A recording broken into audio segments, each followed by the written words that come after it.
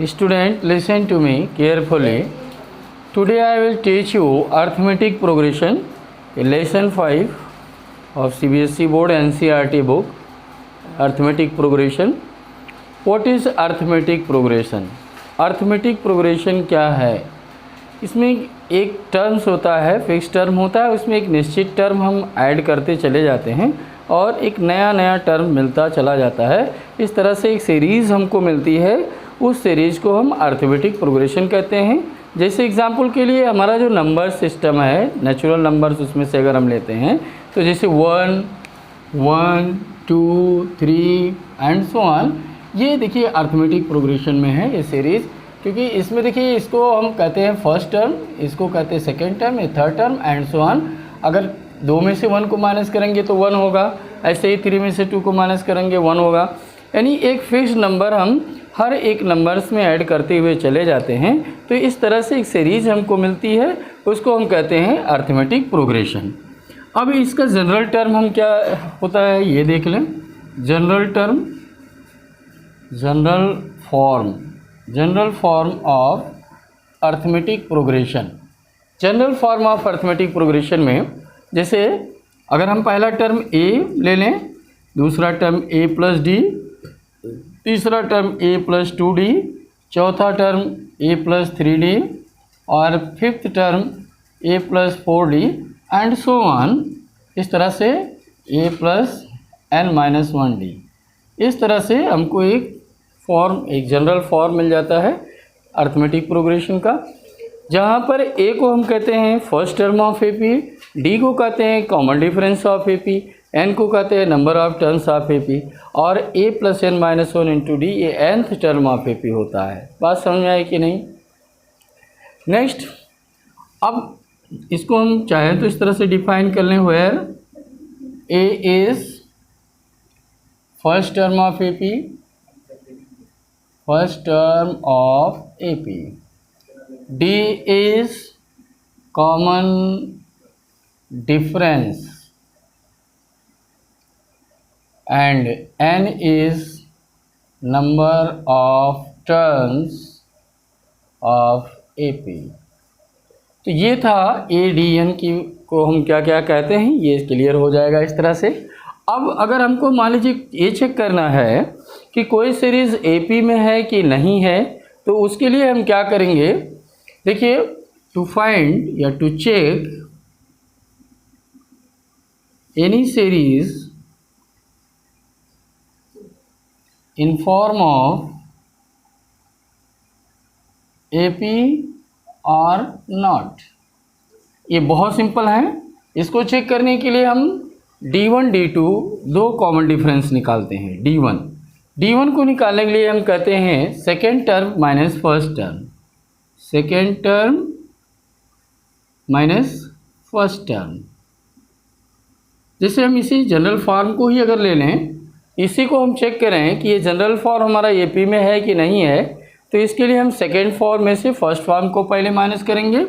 Second term हमारा है a plus D, first term है a, तो देखिए a से a कैंसिल होगा, a d मिल जाएगा, यानी D1 हमारा d होगा। ऐसे फिर हम D2 निकालेंगे। D2 में last term minus second last term, यहाँ हम अगर लास्ट टर्म मान लें जैसे a प्लस 4d, तो सेकेंड लास्ट टर्म हमारा होगा a प्लस 3d, तो a प्लस 3d को हम माइनस करेंगे, तो इस तरह से देखिए हमको क्या मिलता है, what we have to find minus a minus 3d, this one will be cancelled, 4d minus 3d is equal to d. In this way you will get that d1 is equal to d2, d1 is equal to d2। जब d1 d2 के बराबर हो जाता है तो इससे स्पष्ट हो जाता है कि जो हमारा सीरीज़ है वह AP के फॉर्म में है, अदरवाइज नहीं है। तो ये था चेक करना, कैसे हम चेक करेंगे कि कोई सीरीज़ AP में है कि नहीं है। तो इस तरह से ये हुआ। अब हम एक नए फार्मूले पर चलते हैं। तो दो चीज़ें तो हम जान गए, पहला कि जनरल फॉर्म ऑफ AP क्या होता है, और दूसरा किसी सीरीज़ को हम ये कैसे चेक करेंगे कि वह सीरीज़ AP में है कि नहीं है। उसके लिए हम D1 D2 निकाल लेंगे। अगर D1 D2 के बराबर आ जाता है तो सीरीज एपी में है, अदरवाइज सीरीज एपी में नहीं है। फिर एक दूसरा फार्मूला है या तीसरा इसको कह सकते हैं nth term of AP, nth term of AP. इसके लिए फार्मूला है an equal to a plus n-1 into D. ये फार्मूला होता है nth term AP, where an को हम कहते हैं nth term of AP, a को कहते हैं first term of AP, first term of AP, n number of terms of AP, number of terms of AP, and D is common difference of AP, common difference of AP। D को हम निकालते कैसे हैं? Second term में से first term को minus करके। किसी भी सीरीज के सेकेंड टर्म में से फर्स्ट टर्म को अगर हम माइनस करते हैं तो हमको D कॉमन डिफरेंस मिल जाता है। तो ये था nth टर्म ऑफ AP। अब इस फार्मूले से हम फर्स्ट एक्सरसाइज के जितने भी प्रॉब्लम्स हैं सॉल्व कर सकते हैं। कभी कभी nth टर्म ही लास्ट टर्म होता है, ऐसे कंडीशन में an की जगह पर हम l ले लेते हैं, l equal to a plus n-1 into D. l को हम कहते हैं लास्ट टर्म ऑफ AP, तो इसका भी यूज हम कर लेंगे। और अब हम चलते हैं एक्सरसाइज पर। ये पहला था, एक्सरसाइज पर आते हैं। एक्सरसाइज में देखिए, एक्सरसाइज फर्स्ट है, देखिए इसमें क्या है। देखिए, in which the following situation does the list of number involving make an arithmetic progression and Y.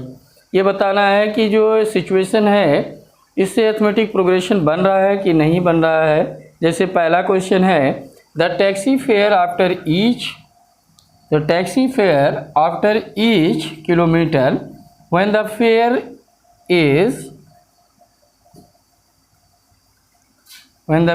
is 15 rupees for the first kilometer and rupees 8 for each additional kilometer। ये देखिए एक word problem है, इसको आपको बताना है कि AP में है कि नहीं है।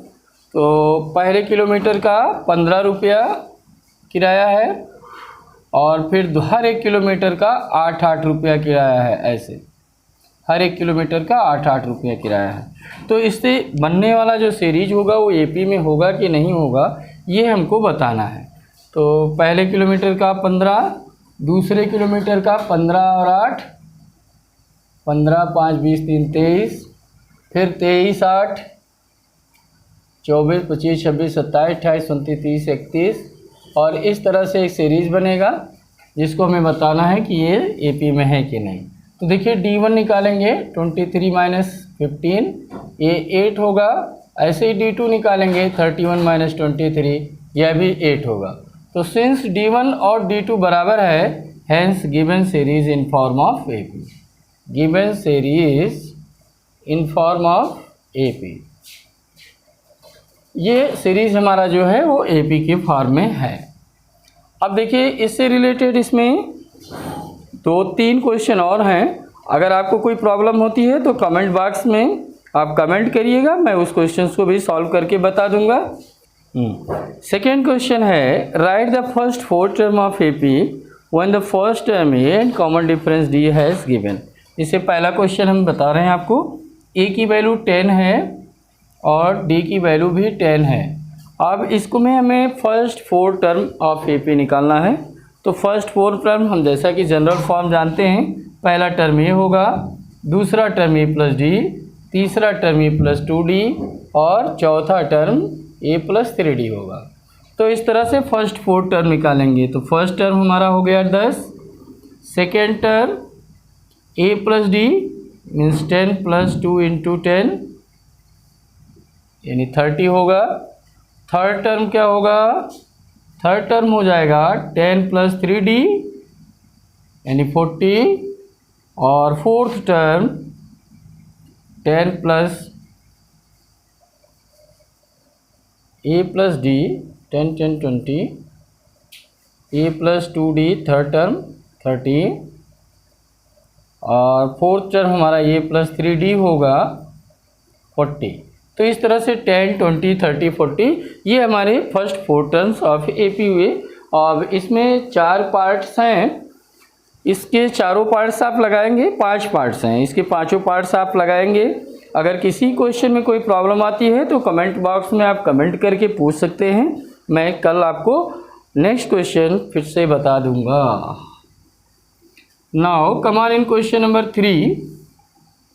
क्वेश्चन नंबर 3 में आते हैं, for the following APs right the first term and common difference. Very simple, इसका हम तीसरा पार्ट बता देते हैं क्योंकि इस थोड़ा सा टेढ़ा है।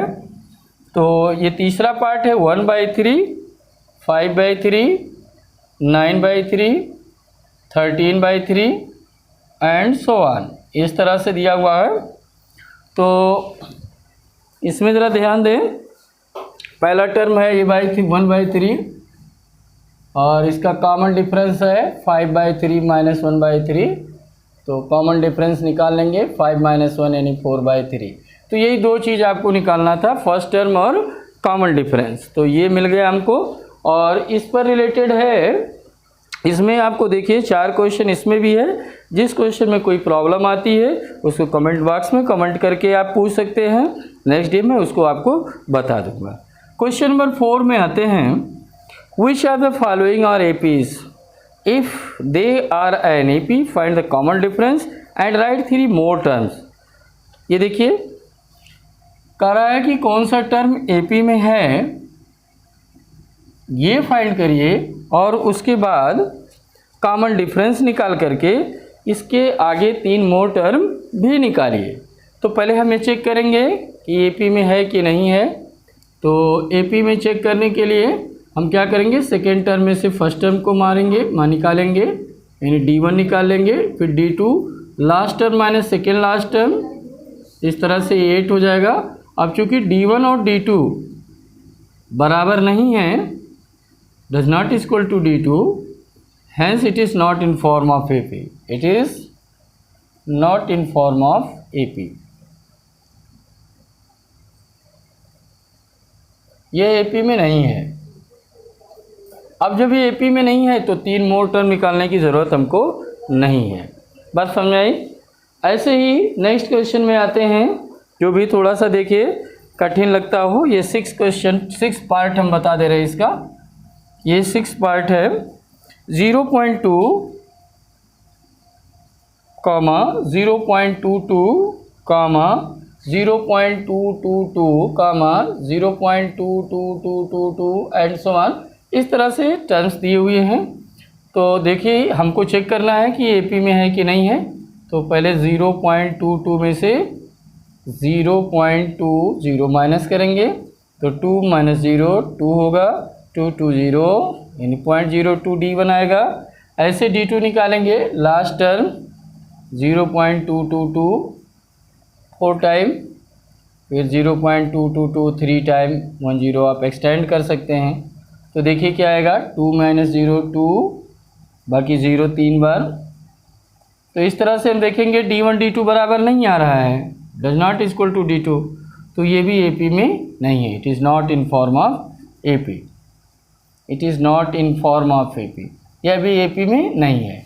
इसके बाद इसमें बहुत सारे पार्ट्स दिए हैं, इसमें कुल 15 पार्ट्स हैं। इसको आप सॉल्व करेंगे। जिस क्वेश्चन में जो भी प्रॉब्लम आएगी कमेंट बॉक्स में आप लिख करके हमसे पूछ सकते हैं, मैं कल आपको वो क्वेश्चंस फिर से बता दूंगा। It is so much for today. अगर आपको ये वीडियो पसंद आता है तो लाइक करिए, कमेंट करिए और सब्सक्राइब करिए। Thank you, good bye.